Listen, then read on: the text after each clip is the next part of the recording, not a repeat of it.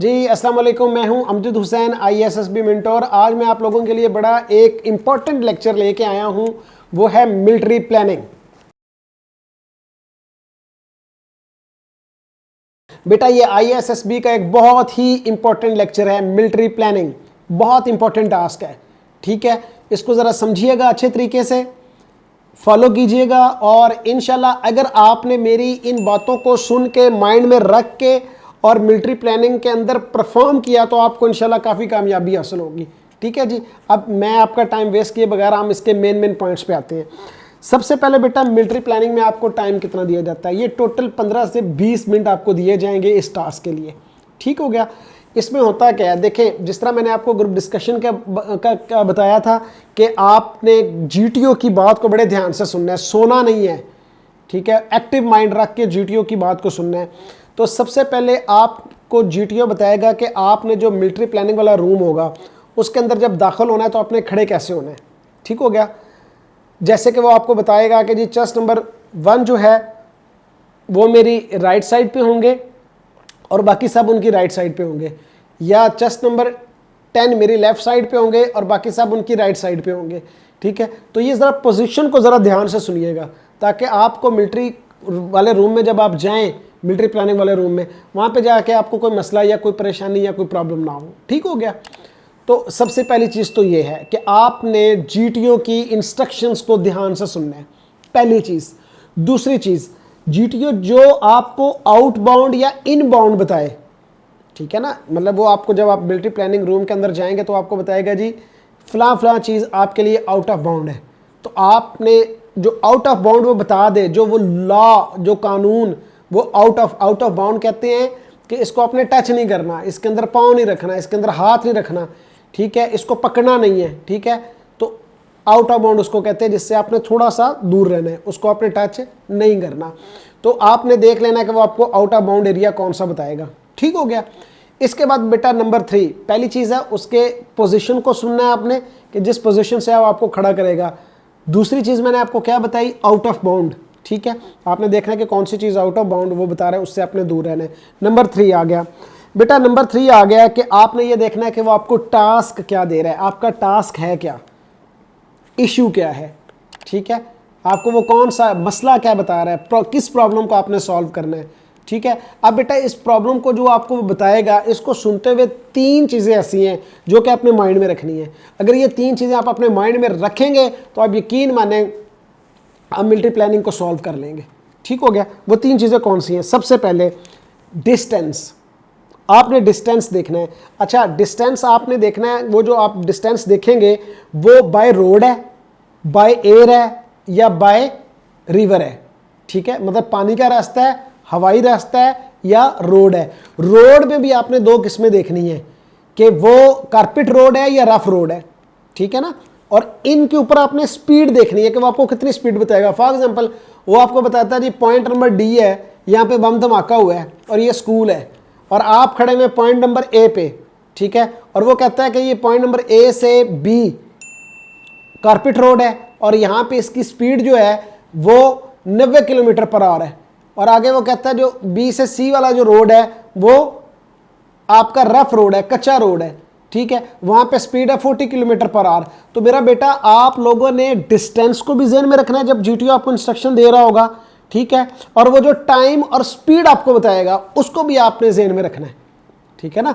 Time और speed को नहीं आपने भूलना, ठीक है ना, उसको पक्का याद करना है। जब GTO बता रहा हो पूरी ध्यान से सुने, टाइम को भी और स्पीड को भी, ठीक है। उसके बाद चौथी चीज़ बेटा वो आ जाती है रिसोर्सेज, कि आपको मिलिट्री प्लानिंग में क्या क्या रिसोर्सेज दिए हैं उसने। गाड़ी दी है, बस दी है, हवाई जहाज़ आपको दिया है, बोट्स दिए हैं। आप किस तरीके से अपने टास्क तक पहुंच सकते हैं, किस तरीके से आप अपने टास्क को सॉल्व कर सकते हैं, आपके रिसोर्सेज क्या क्या हैं, ठीक है। तो ये मेरा बेटा बड़े ध्यान से इन चीज़ों को सुनिएगा।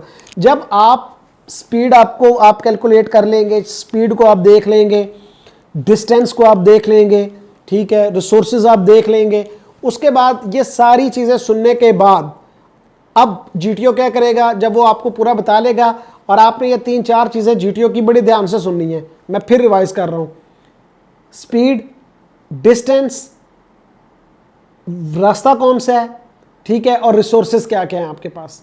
ये ध्यान से। और इशू क्या है, प्रॉब्लम क्या है, प्रॉब्लम को समझने की कोशिश करनी है। बाज़ लोगों को प्रॉब्लम ही समझ नहीं आता, वो वैसे ही भाग पड़ते हैं, ठीक है ना। तो प्रॉब्लम को समझना है, ठीक हो गया। अच्छा, इसके बाद जीटीओ क्या करेगा, पीछे जाके खड़ा हो जाएगा और वो आपको कहेगा जेंटलमैन आपके पास 15 मिनट का टाइम है, प्लान बना ले। अब बेटा लड़के गलती क्या करते हैं यहाँ पे, बच्चे गलती ये करते हैं कि सारे बच्चे बोलना शुरू कर देते हैं। वो जो मैप पड़ा होता है उसको देखते हैं और बोलना शुरू कर देते हैं। आपने ऐसा नहीं करना है, आपने कम से कम 3 से 4 मिनट 5 मिनट चुप रहना है। चुप रह के वो जो स्पीड उसने आपको बताई, किलोमीटर बताए, टाइम बताया, ठीक है, कि उसका सॉल्विंग टाइम क्या है, ठीक है, जो उसने आपको रिसोर्सेज बताए, आपने सारी चीज़ों को अपने माइंड में रख के उसको प्लान को सॉल्व करने की कोशिश करनी है, ठीक है। उसका बेस्ट से बेस्ट सोल्यूशन निकालना है। जब आप बेस्ट सोल्यूशन निकाल लें उसके बाद आपने ऊंची आवाज़ के साथ कहना है वेल, क्योंकि आपको बोलने को नहीं देगा, आपने खुद ही बोलना है, आपने खुद ही विन करना है। बिकॉज वो एक रेस है जिस उस रेस में हर बंदा सेलेक्ट होने आया है, हर बंदा चाहता है मैं सेलेक्ट हूँ, मैं अच्छे से अच्छा परफॉर्म करूँ और जीटीओ मुझे ऑब्जर्व करे, ठीक है। तो इस रेस में आपने खुद भागना है मेरा बेटा, ऊंची आवाज़ के साथ आपने बोलना है, ठीक है, कि well gentleman I have also a good plan.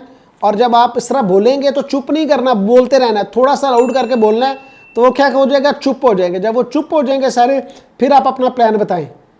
एक बात याद रखनी है, इस बात से हरगिज़ नहीं डरना कि आप प्लान बताते हुए फेल हो जाएंगे या आपको प्लान बताते हुए लड़के आपका मजाक उड़ाएंगे। इन सारी चीज़ों से अपने जहन को निकालना है। डोंट वरी, कुछ भी नहीं होता। आपने बिल्कुल ब्रेव होके, करेजियस होके आपने अपना प्लान बताना है, ठीक है।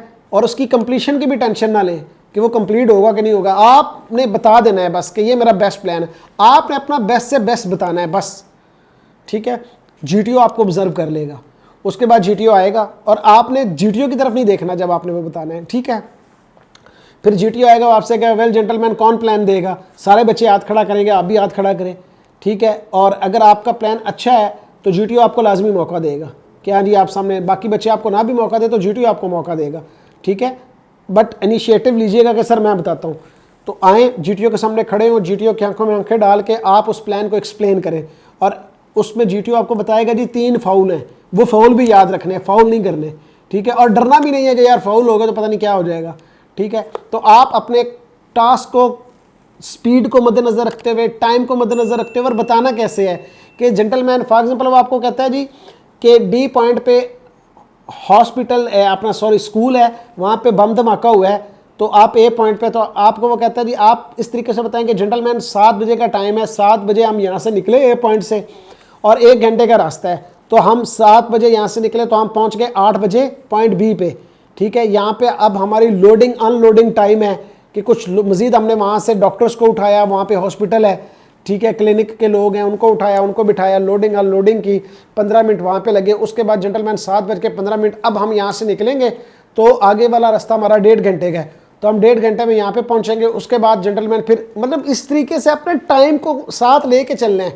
ये नहीं कहना कि जेंटलमैन पहले हम पॉइंट ए पे थे, फिर पॉइंट बी पे चले गए, फिर पॉइंट सी पे जाएंगे, फिर पॉइंट डी पे जाएंगे और इस तरीके से हमने इसको सॉल्व। No no no no no, speed को, टाइम को, इन तमाम चीज़ों को मद्देनज़र रखते हुए आपने चलना है और 1 बाय 1 करके बताना है टाइम के साथ, ठीक है ना। बगैर टाइम के आप प्लान ना दीजिएगा, ठीक हो गया। तो वो टाइम को मजबूत खातिर रखते हुए आप वो सब जब उसको प्लान बताएंगे तो जीटीओ उसको सुनेगा, ठीक है। अब उसमें किसी बात पे डरने की जरूरत नहीं है। बात तौर पे जीटीओ कह देता है नहीं जी अनकम्प्लीट है, ये पूरा ही नहीं हो रहा, चले जाएँ, ठीक है। तो इन चीज़ों से घबराना नहीं है, अंडर प्रेशर नहीं होना, बस आपने कॉन्फिडेंटली जो आपका बेस्ट से बेस्ट है आप बता दें। बाकी बेटा एक बात याद रखनी है, अल्लाह सबसे बड़ा है, ठीक है। मेहनत आपने करनी है, स्ट्रगल आपने करनी है, लेकिन कुछ चीज़ें हैं जो ध्यान से सुननी है, देखनी है, सेल्फिश नहीं बनना, ठीक है। दूसरों को भी सुनना है, अपनी सुनानी है, दूसरों को भी सुनना है, अच्छा लिसनर बनना है, अच्छा स्पीकर बनना है, अच्छी प्लानिंग देनी है। अब बेटा मिलिट्री प्लानिंग के एंड पे मैं आपको बताऊं, मिलिट्री प्लानिंग IASSB जाने से पहले गूगल कर लें इसको कि how to become a best military planner, 10 qualities of best military planner. तो वो क्वालिटीज़ आ जाएंगी, आप उन क्वालिटीज़ को स्टडी कर लें और उनको जहन में रखें और मिलिट्री प्लानिंग में जब जाएं तो वो चीज़ें आपके माइंड में हो, ठीक है। थैंक यू बेटा वेरी मच। इंशाल्लाह नेक्स्ट लेक्चर में आपको बताऊंगा कि कमांड टास्क या आउटडोर टास्क में आपने कैसे परफॉर्म करना है। थैंक यू, अस्सलाम वालेकुम।